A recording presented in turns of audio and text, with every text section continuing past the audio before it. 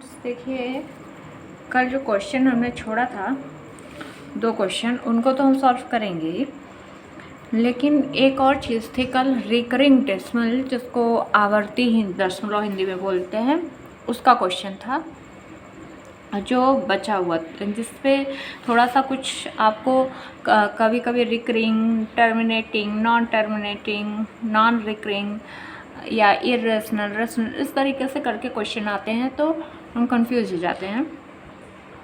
तो वो आज थोड़ा सा देखेंगे, लेकिन उससे पहले हम इन दोनों क्वेश्चन को सॉल्व करते हैं। चलो शुरू करते हैं। क्वेश्चन है हमारा, पहले लिख लेते हैं। ओके, बिना क्वेश्चन के सॉल्व नहीं होगा। Big bracket, curly bracket, small bracket, 125 multiply 33 divided by 11, inner bracket या बार +2, इसको हिंदी में भी बार बोलते हैं, इंग्लिश में भी बार बोलते हैं, BAR, बार। ठीक, देन और क्या है, +2, okay, small bracket close, then multiply 34, curly bracket को close, divided by 493, then big bracket close and 1/2 multiply में। अब इसको हम सॉल्व करते हैं। तो सबसे पहले, जैसा कि हम जानते हैं, सबसे पहले क्या होगा, सबसे छोटा ब्रैकेट सॉल्व होगा, जो कि इनर ब्रैकेट या बार हमारा होता है। अब इसे हम सॉल्व करेंगे तो जो जैसे है हमको वैसे ही उतार देना है, इसमें कुछ नहीं करना है।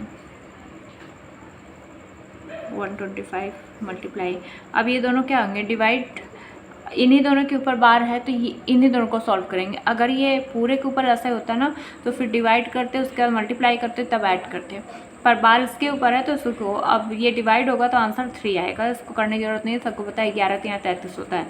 डिवाइड करेंगे 3 आएगा, 3 हमने लिख दिया। +2 है, उसको वैसे ही लिखो, ब्रैकेट क्लोज करो, 34 लिखो, कर्ली ब्रैकेट लगाओ, डिवाइड 493, बिग ब्रैकेट मल्टीप्लाई 1/2, इधर का बिग ब्रैकेट स्मॉल ब्रैकेट बन गया है। चलो अब हम क्या करेंगे, अब स्मॉल ब्रैकेट को सॉल्व करेंगे। तो बाकी जो है जैसे वैसे लिख देंगे। नेक्स्ट स्टेप, स्मॉल ब्रैकेट की जब बारी आई तो एक लाइन में सॉल्व हो जाएगा स्मॉल ब्रैकेट, नहीं, अभी ज़रूरत पड़ेगी। देखो अब यहाँ पे 2 हैं, एक मल्टीप्लाई है और एक एडिशन है, एक का गुणा करना है, एक जोड़ना है। 2 साइन हमें मिल रही है, और बॉडमास का जो नियम है उसके अकॉर्डिंग पहले मल्टीप्लाई होता है फिर एडिशन होता है। ठीक, अब जैसे नियम तो है कि ब्रैकेट सॉल्व होगा, फिर ऑफ अगर लगा है वो सॉल्व होगा, फिर division, multiplication, then addition, then subtraction. लेकिन हम अब बहुत बच्चे इसमें कंफ्यूज हो जाते हैं बॉडमास में कि बॉडमास का रूल तो ये है, लेकिन यहाँ तो सिर्फ 2 ही साइन दिख रहे हैं, तो करेंगे कैसे। ये पूरा फार्मूला है, आपको इसमें से वही चूज़ करना है जो क्वेश्चन में आपको दिया है। क्वेश्चन में सिर्फ मल्टीप्लाई और प्लस दिया है, तो हम सिर्फ इन दोनों को देखेंगे, मल्टीप्लाई और प्लस में, मल्टीप्लाई और एडिशन में, दोनों में से पहले कौन सॉल्व होगा। पहले मल्टीप्लाई सॉल्व होगा तब एडिशन होगा, तो हम वैसे करेंगे। 125 में उसका मल्टीप्लाई करेंगे, +2 ऐसे लिख देंगे, bracket close, multiply 34, curly bracket close, then 493, big bracket close, then multiply. ठीक, नेक्स्ट स्टेप, अब क्या करना है, अब इससे स्मॉल ब्रैकेट को पूरी तरीके से क्लोज हो जाएगा। 375 में कर्ली ब्रैकेट लगा, 375 में 2 जोड़ेंगे, 377 हो गया। अब ये ब्रैकेट अंदर पर सॉल्व हो गया तो स्मॉल ब्रैकेट हट गया। जैसे बार वाला सॉल्व हो गया तो बार हट गया, वैसे ही अब स्मॉल ब्रैकेट पूरी तरीके से सॉल्व हो गया, तो अब स्मॉल ब्रैकेट की ज़रूरत नहीं है, हटा दो उसे। अब बचा कर्ली ब्रैकेट, अब बचा है तो कर्ली ब्रैकेट में ये हमने जोड़ के लिख दिया, और क्या है, मल्टीप्लाई 34 है, ऐसे लिखा हमने। कर्ली ब्रैकेट को क्लोज, 493, देन 1/2। ये तो ईजी है कर्ली ब्रैकेट में कि हाँ बस यही करना है। चलो कोशिश करते हैं, काफ़ी बड़ा है।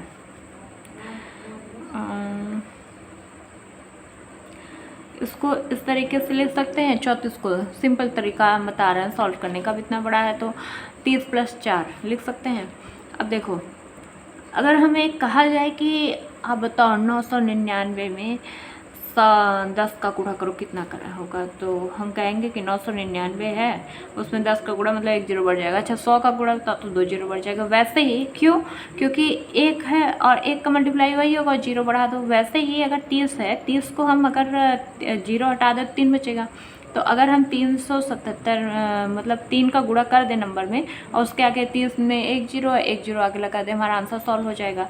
तो 10 के मल्टीपल्स में यही थोड़ा कॉमन होता है, इजी होता है मल्टीप्लाई करना। तो हमको साइड में इस साइड देखो ऐसे सॉल्व करना है। इतना बड़ा मल्टीप्लिकेशन में टाइम लगेगा, तो हम इसको 377 को ऐसे लिखे और इसको लिख दिए 30 + 4। अब जिसको ये सॉल्व करने आता होगा वो समझ जाएगा हम क्या करने की कोशिश की। 377 का एक बार इसमें गुणा कर दो और 377 का एक बार 4 में गुणा कर दो, फिर जो दोनों आए जोड़ दो, हमारा ईजी हो जाएगा।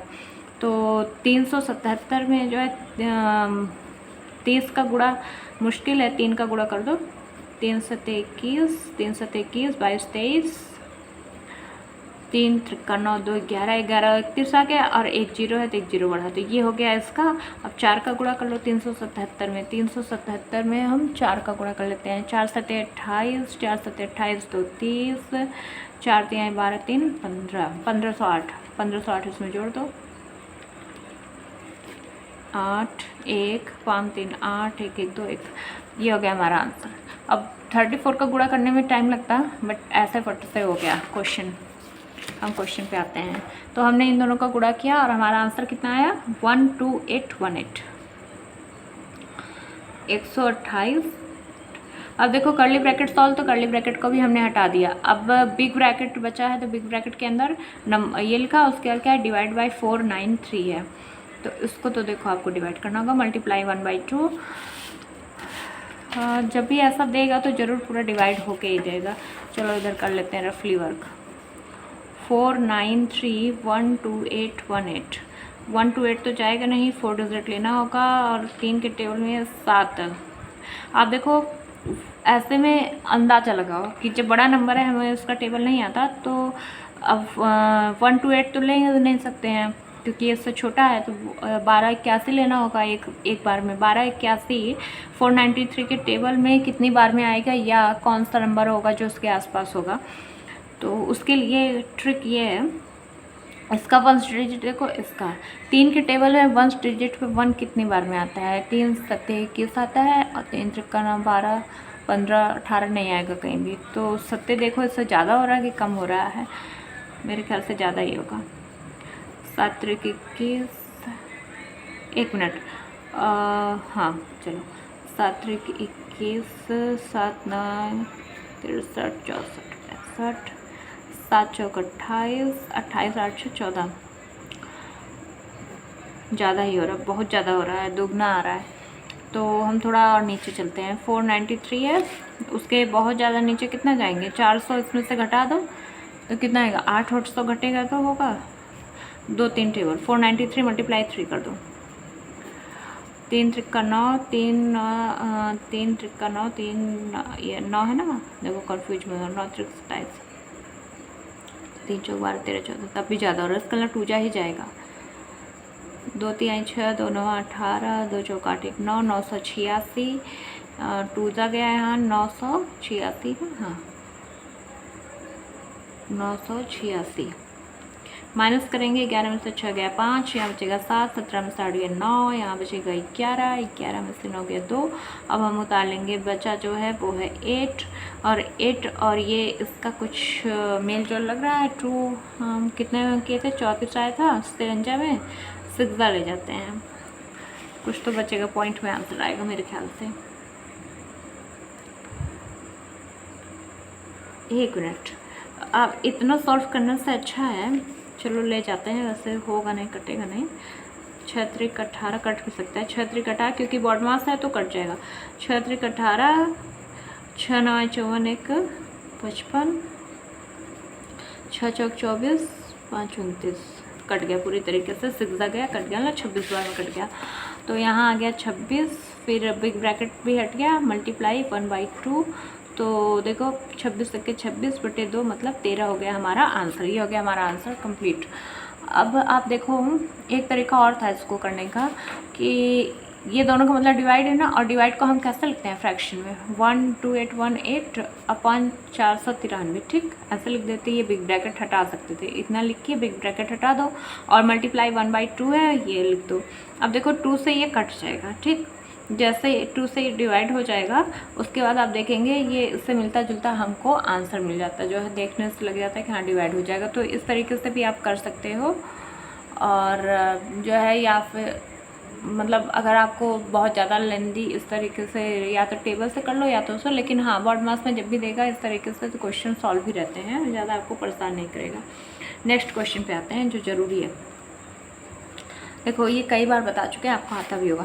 एलसीएम 2 नंबर का दिया है हमें 48 है, उनका रेशियो दे दिया है दोनों नंबर्स का।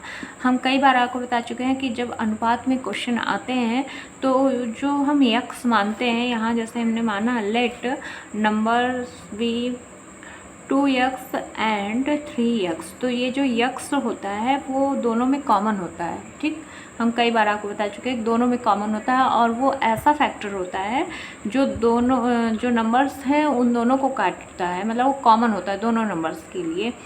और हम जानते हैं कि जो भी नंबर कॉमन होगा वो अपने आप में वो सबसे उन दोनों नंबर्स के लिए क्या होगा, सबसे हाईएस्ट कॉमन फैक्टर होगा। तो हाईएस्ट आप समझो मेरी बात को, जैसे फॉर एग्ज़ाम्पल हमने लिखा 15 और 20, ठीक 15 और 20 जब हमने लिखा तो इसका जब हम एचसीएफ, पहले आप एचसीएफ निकालो, 15 का एचसीएफ जो होगा वो होगा मतलब इस तरीके से जब करेंगे 3 से कटेगा और फिर 5 से कटेगा, तो 15 का हो जाएगा 3 गुणे 5, और 20 का देखो 20 का क्या होगा 2 से कटेगा 10 बार में, 2 से कटेगा 5 बार में, फिर 5 से कटेगा 1 बार में, ठीक। और 20 का क्या होगा 2 गुणे 5, तो हाईएस्ट कॉमन फैक्टर क्या होता है जो दोनों में कॉमन हो, वही ना, तो दोनों में कॉमन 5 है। अभी आप देखो ये CF इसका 5 आ गया। अब जो हम समझाने की कोशिश करें वो आप समझो, ये कॉमन दोनों में था वो था 5, तो अगर इसको हम काटेंगे तो किस नंबर से काटेंगे, 5 से ही तो काटेंगे, क्योंकि और किसी नंबर से ये दोनों कटेंगे नहीं, सिर्फ 5 ही है जो इसके भी टेबल 5 ही है जिसके टेबल में 15 भी आता है और 20 भी आता है। तो जो हम समझाने की कोशिश कर रहे हैं वो आप धीरे धीरे समझो कि 15 और 20, और 5 से ये 3 बार में कटेगा, 5 से ये 4 बार में कटेगा। और दूसरी बात ये है कि 5 से बड़ा कोई और फैक्टर नहीं है जो 15 और 20 दोनों को काट सके, ठीक, क्योंकि और आप देखो न 6 है न 7 है न 8 है, किसी की भी टेबल में वो नहीं, क्योंकि अगर होता तो यहाँ पे हमें वो दिखाई दे एचसीएफ में, क्योंकि एचसीएफ का नाम ही है हाईएस्ट कॉमन फैक्टर, सबसे बड़ा फैक्टर जो दोनों नंबर्स में कॉमन हो, सबसे बड़ा वो नंबर जो दोनों नंबर्स को डिवाइड कर सके वही होता है हाईएस्ट कॉमन फैक्टर एचसीएफ। और यहाँ 5 आ रहा है, इसका मतलब 5 से बड़ा 15 और 20 के लिए कोई और फैक्टर नहीं है। तो यहाँ पे जो x की वैल्यू होगी वो कॉमन वैल्यू हम लेते हैं, वो कॉमन वैल्यू जो दोनों नंबर्स को डिवाइड किया 2:3 में, तो वो जो कॉमन नंबर होगा वही उन दोनों नंबर्स का क्या होता है एचसीएफ होगा। क्योंकि अभी हम प्रूफ दिए है ना कि जो कॉमन होता है वो नंबर अपने आप में क्या होगा हाईएस्ट होगा उन दोनों नंबर्स के लिए, उससे बड़ा कोई और नंबर नहीं होगा जो उन दोनों को काटे। तो इसीलिए जो x है वो क्या होगा उसका एचसीएफ होगा, x उसका एचसीएफ है, और दोनों नंबर्स 2x और 3x हो गए। तो देखो यहाँ पे हम जो फार्मूला लिखते हैं एलसीएम गुणे एचसीएफ बराबर first number multiply second number, जब हम ये चीज़ लिखते हैं तो जो है इसमें हमको क्या चीज़ चाहिए, अगर हमको एक चीज़ निकालना है जैसे हमको, तो हमें क्या चाहिए उसके लिए तीन चीज़ चाहिए। मान लो अगर एलसीएम निकालना है तो HCF first number second number 3 चीज़ चाहिए, या फर्स्ट नंबर निकालना मतलब कोई भी एक चीज़ निकालना है तो 3 तो ज़रूरी हैं। और इसमें क्वेश्चन में हमको एलसीएम तो दिया है, दोनों नंबर्स हम 2x 3x भी मान लें, लेकिन x की वैल्यू चाहिए ही हमें नंबर्स के लिए, और एचसीएफ चाहिए, एचसीएफ नहीं दिया है तो HCF with and HCF is equal to क्या होगा x। क्यों होगा ये हम आपको जो है समझा चुके हैं, आप ध्यान से देखेंगे तो आप समझ जाएंगे हम क्या बताने की कोशिश करें। 48 मल्टीप्लाई एचसीएफ हमारा x है, फर्स्ट नंबर हमारा 2x है, सेकंड नंबर हमारा 3x है, देखो यहाँ हो गया 48x और इधर हो गया 3 2 जा 6 और 2 बार x है एक्स स्क्वायर।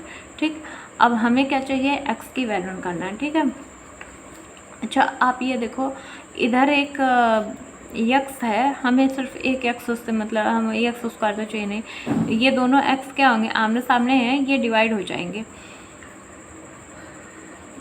देखो यहाँ दो ऐसे इस x को हम उधर ले जाएं क्योंकि हमें इधर सिर्फ नंबर्स रखना है, मतलब इधर नंबर है और उधर वेरिएबल है, दोनों में से एक चीज़ तो करना ही है हमें। तो x को उधर ले जाएंगे तो क्या होगा, डिवाइड होगा, एक x से एक x कैंसिल हो गया, तो यहाँ बचा 6x बराबर 48। तो x बराबर कितना हो जाएगा, 48/6, 48। ऐसे हम सामने सामने भी काट सकते थे। देखो x से x कट जाता है, सेम वेरिएबल था और सब में, इधर भी सब में आपस में मल्टीप्लिकेशन था, यहाँ भी सब आपस में मल्टीप्लाई थे, कोई और साइन नहीं था। मल्टीप्लाई होने के कारण ये आमने सामने कट, लेकिन बहुत लोग कंफ्यूज हो जाए तो कैसे हुआ, तो इसलिए ऐसा करके दिखाना पड़ा मुझे, डिवाइड करके। ये हो गया 8, लेकिन हमको ये नहीं चाहिए, हमको नंबर्स चाहिए। तो नंबर्स हमारा क्या है, 2x है और 3x है। तो 2x का मतलब हो गया कि 2 × x की वैल्यू 8 और 3x का मतलब हो गया 3 × 8, 2 8 16, 3 8 24। अब देखो 16 और 24 है, 16 और 24 के लिए आप देखो 16 और 24 के लिए क्या 8 से बड़ा कोई कॉमन फैक्टर है। हम ये भी प्रूफ दे दे रहे हैं आपको कि HCF हमने माना तो सही है कि नहीं। 16 और 24 के लिए 16 का जब हम निकालेंगे, आप देखो इधर 16, 2 8 16, 2 चौका 8, 2 दूनी 4, 2 1 2, तो 16 का आ गया 4 बार 2 और 24 यहीं बगल निकाल लो, 2 12, 2 6, 2 3 3 1, 24 का आ गया 2 × 2 × 2 × 3। अब HCF जो कॉमन है पहले कॉमन कर, 2 3, इतने नंबर्स कॉमन है, 2 × 2 × 2 आ गया 8। देखो HCF क्या है, 8, क्योंकि 8 से बड़ा कोई और नंबर नहीं है जो दोनों को काट सके, दोनों को डिवाइड कर सके। तो इसलिए जो हमने HCF को x माना था, वो हाईएस्ट कॉमन फैक्टर, वो हमारा सही था, वो रूल हमारा क्या था, सही था। ये देखिए आपका प्रूफ। और अब लेकिन हमें ये भी नहीं चाहिए, हमें क्या चाहिए, सम ऑफ 3 नंबर चाहिए, जोड़ चाहिए। तो 16 और 24 को जोड़, तो करना क्या है, 6 4 10, 2 1 3 1 4 40, ये हो गया हमारा आंसर, यही पूछा था। अब ये तो दोनों क्वेश्चन सॉल्व हो गया। समझाने में इतना टाइम लगा, 2 क्वेश्चन को समझाने में आपके बहुत से कॉन्सेप्ट क्लियर हो गए होंगे मेरे ख्याल से। अभी इस पे आते हैं, बहुत ईजी है, इसमें कुछ करना नहीं है। देखो जब हम दशमलव की बात करते हैं, किसी नंबर को दशमलव में जब हम चेंज करते हैं तो 2 वर्ड आते हैं सामने। एक अगर इंग्लिश में बोले तो टर्मिनेटिंग और नॉन टर्मिनेटिंग, हिंदी में बोले तो शांत दशमलव और अशांत दशमलव। दोनों में अंतर क्या है, टर्मिनेटिंग मतलब शांत, देखने से पता चल रहा है कि उसका नाम शांत है, मतलब कुछ देर डिवाइड होगा और फिर जो है एक वैल्यू आएगी, निश्चित हमको आंसर मिलेगा। और जैसे मतलब ऐसे दशमलव जो जब भिन्न को हम डिवाइड करें, मतलब जब दशमलव में बदले हैं तो वो एक समय पे जा कर के मतलब पूर्ण अंक दे दे, मतलब सॉरी पूर्ण अंक कहें, वो एक जो है निश्चित वैल्यू दे दें क्वेश्चन, और निश्चित वैल्यू दे दें और फिर जो है एग्जैक्ट वैल्यू में पता चल जाए और उस पर ही शांत हो जाए। वो जैसे 1/2 को डिवाइड करेंगे 0.5 आएगा, इसके आगे और कुछ नहीं आएगा। ये हमको निश्चित एक एग्जैक्ट वैल्यू मिलती है। 1/4 को करेंगे तो 0.25 आएगा, यहाँ भी हमको एग्जैक्ट वैल्यू मिलेगी। तो ये जो होते हैं टर्मिनेटिंग होते हैं। जो टर्मिनेटिंग होते हैं ये शांत दशमलव इसलिए बोले जाते हैं क्योंकि जब हम डिवाइड करते हैं तो एक निश्चित संख्या पे जा करके ये रुक जाते हैं और इनकी वैल्यू हमको एग्जैक्ट मिलती है। लेकिन वही नॉन टर्मिनल अशांत ऐसे होते हैं जो लगातार जो है दशमलव में चेंज होते रहते हैं, उनका कोई अंत ही नहीं होता है, अनंत तक जाते हैं, इनफाइनाइट तक जाते हैं। ऐसे होते हैं अशांत, नाम से ही अशांत है क्योंकि कभी शांत होते ही नहीं है, लगातार चलते रहते हैं, पॉइंट के बाद चलते रहो।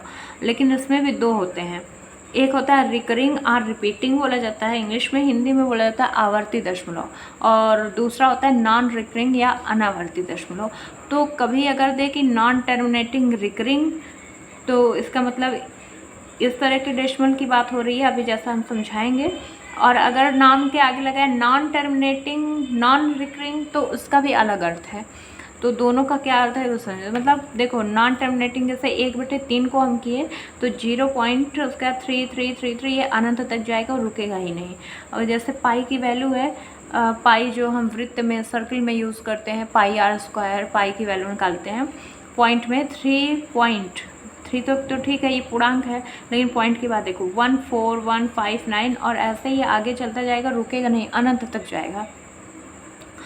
तो ये जो है नॉन टर्मिनेटिंग के एग्जाम्पल हैं। तो उसमें जो दो होते हैं आवर्ती और अनावर्ती, इनका मतलब क्या होता है आप समझो। आवर्ती का मतलब है कि वो एक निश्चित पैटर्न उनका होगा कि अगर क्वेश्चन में पॉइंट के बाद अगर 2 आ रहा है तो 2 ही रहेगा, अगर कुछ और आ रहा तो वही रहेगा। मतलब एक एग्जैक्ट आपको पैटर्न पता चल जाएगा कि हाँ यही, जैसे कि यही था आपका एग्जांपल, ये था रिकरिंग आवर्ती कि पॉइंट के बाद 3 ही आएगा और कोई और चीज़ नहीं आएगी, कोई और नंबर नहीं आएंगे। और देखिए और एग्जांपल जैसे 2/3 को जब डिवाइड करेंगे 0.6666 अनंत तक जाएगा और कोई नंबर नहीं आएगा, सिर्फ 6 ही रहेगा। तो ये रिकरिंग होता है आवर्ती, मतलब इनमें रिपीट, नाम सही ना, रिपीट के लिए रिपीट, एक ही नंबर को रिपीट करना रहता है, एक ही पैटर्न को रिपीट करता है रिकरिंग डेसिमल। और इसको हम कभी कभी इस तरीके से भी लिख देते हैं, जैसे ये 0.6 है और एक ही नंबर बार बार आ रहा है, 6 ही सिर्फ आ रहा है तो 6 बार, 0.3 बार ऐसे। अब यहाँ देखो 15/99 है, तो ये जो है इसमें पैटर्न आता है 1-5, पहले 1 जा जाएगा, फिर 5 जा जाएगा, फिर उसके बाद फिर 1 जा, फिर 5 जा। मतलब इसका पैटर्न क्या है कि अगर हम वैसे तो पॉइंट के बाद के नंबर को साथ में नहीं, अकेले अकेले हर एक डिजिट को पढ़ा जाता है 1-5 ऐसे, लेकिन हम समझाने के लिए बता रहे हैं। जैसे देखो आप 15 आगे भी 15 ऐसे आते रहेंगे। तो इसका पैटर्न क्या है कि पॉइंट के बाद 15 आएगा, फिर 15 आएगा, उसके बाद फिर 15 आएगा, ऐसे ये पैटर्न आगे बढ़ेगा। तो इसका अगर हम बार में लिखें तो 0.15 के ऊपर बार लगेगा कि 1 और 5 बार बार रिपीट कर रहे हैं, तो ये आवर्ती हो गया। और अनावर्ती में क्या है कि इसमें ये 2 लिखा हुआ है, इसमें ऐसा नंबर रहता है जो अनंत तक तो दशमलव के बाद अनंत तक तो रिपीट करते हैं, अनंत तक तो जाते हैं, जिनका कोई अंत नहीं होता, एग्जैक्ट वैल्यू हम नहीं पता कर सकते, लेकिन उनमें रिपीट नहीं करता कोई पैटर्न। मतलब अलग देखो √2 जो है, √2 की वैल्यू 1 पॉइंट के बाद, ये तो पूर्णांक है, उसको छोड़ो, दशमलव के बाद वाला हमसे मतलब है, पॉइंट के बाद 4, 1, 4, 2, 1 ऐसे ऐसे आगे चला जाए। देखो कोई पैटर्न रिपीट नहीं, हम ये नहीं कर सकते कि 4, 1, 4 के बाद अगला नंबर भी 4, 1, 4 होगा या कुछ और होगा। देखो 4, 1, 4, 2, 1 ऐसे आगे बढ़ते जाएगा। जैसे √3 की वैल्यू है 1 पॉइंट, फिर 7, 3, 2, 0, 5, 0, 8 ऐसे ऐसे आगे पता नहीं कहाँ तक जाएगा, अनंत तक जाएगा, लेकिन कभी रुकेगा तो नहीं, लेकिन पैटर्न कोई नहीं लेके आएगा। जिसमें पैटर्न ना हो वो अनावर्ती, और जिसमें पैटर्न के साथ रिपीट हो रहा, पैटर्न के साथ वो अनंत तक जा रहा है दशमलव, उसको आवर्ती बोलते हैं। पाई की वैल्यू भी क्या है, अनावर्ती। देखो 0.14159 ये भी अनंत तक जाएगा। तो ये आपको समझ में आएगा। एक चीज़ और इसमें, इरेशनल और रेशनल हिंदी में अपरिमेय और परिमेय बोलते हैं। देखो अपरिमेय पहले समझ, ये बहुत बार बताए हैं, परिमेय संख्याएं वो जो पूर्णांक हो, जैसे 0 हो गया, 1 हो गया, 2 हो गया, 3 पूर्णांक हो। मतलब अगर जैसे रेशनल का, लेकिन आप कहेंगे अरे परिमेय में तो ये पढ़ाया जाता है कि P/Q की फॉर्म, मतलब भिन्न के फॉर्म में हो, और Q जो है, हर जो है हमारा, वो 0 नहीं होना चाहिए।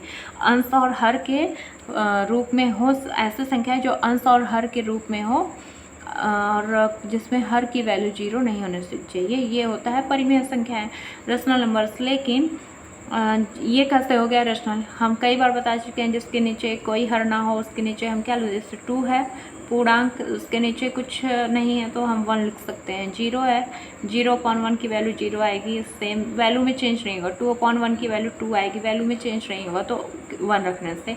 तो ये देखो हो गया ना, अंश और हर, अंश हर में बदल गया ना, रेशनल बन गया। तो पहला कंडीशन, इसको पहचानने का तरीका, पहला कंडीशन ये है। दूसरा कंडीशन की भिन्न के फॉर्म हो, जैसे 2/3 हो गया, 1/5 हो गया, 11/7 हो गया, मतलब भिन्न के रूप में हो, जिसमें न्यूमरेटर और डिनोमिनेटर हो, अंश और हर हो। और तीसरी इसकी पहचान कि ये जो होती हैं परिमेय संख्याएं, वो अगर दशमलव में भी चेंज हो रही हैं, या तो वो एग्जैक्ट वैल्यू दें या तो वो रिकरिंग आवर्ती वैल्यू दें। मतलब दशमलव में चेंज करने पे या तो उनकी एग्जैक्ट वैल्यू हमें कुछ पता चले, और या तो वो रिपीट तो करें, मतलब उनके में एक पैटर्न हो। आवर्ती जितनी टर्मिनेटिंग डेसिमल्स होते हैं, जितने रिकरिंग डेसिमल्स होते हैं, वो सारे क्या होते हैं, रेशनल नंबर होते हैं। ठीक, तो रेशनल नंबर 4 हो गए पहचान करने का तरीका। पहला कि पूर्णांक हो, नंबर्स हो, नेचुरल नंबर्स हो, और प्राकृतिक संख्याएं, मतलब वही पूर्णांक, प्राकृतिक संख्याएं, जो भी आप समझो। और दूसरा वो भिन्न के रूप में हो, फ्रैक्शन के रूप में हो। तीसरा वो टर्मिनेटिंग हो, और चौथा वो रिकरिंग हो। ये अगर 4 दिख रहे हैं तो हमसे क्वेश्चन कभी कभी ये भी पूछ लेता है कि इसमें से बताइए कि रेशनल नंबर के एग्जाम्पल कौन है, या फिर इसमें से कौन रेशनल नंबर का एग्जाम्पल नहीं है। तो ये 4 उसको पहचानने के तरीके, ये 4 चीज़ें अगर हैं तो रेशनल नंबर है, नहीं तो नहीं है।